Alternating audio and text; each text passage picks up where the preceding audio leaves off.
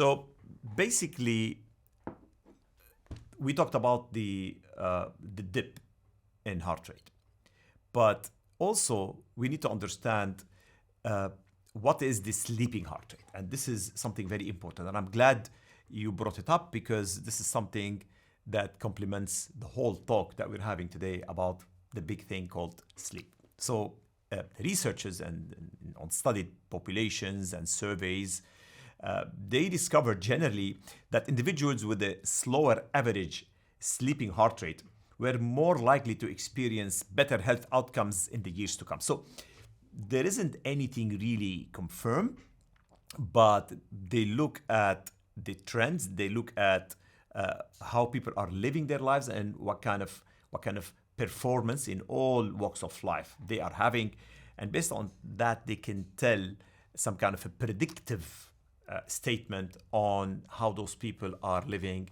and they go back to the normal profile they have during the night. When do they sleep? What kind of life they lead, and all that.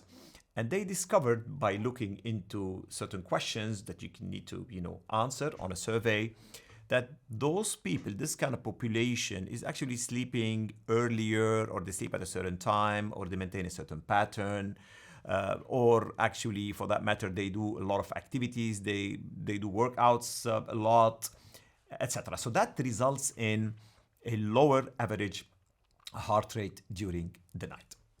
Now, do we get disrupted sometimes? Of course, I do get disrupted. Everybody gets disrupted. Sometimes the kids will wake up. Sometimes something happens.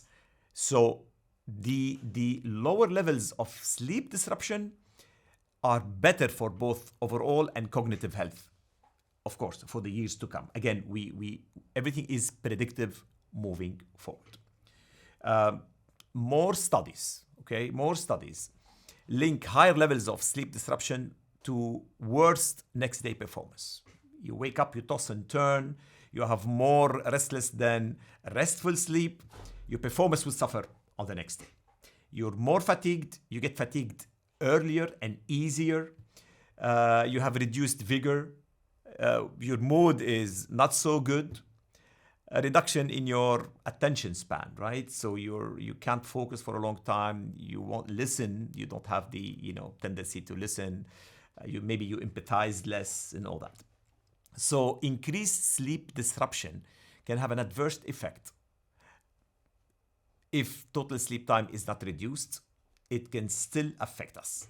So even if sleep time is not reduced, but we have disruption, still it will not be good for us on the next day. And that's how important is disruption and sleep disruption during the night.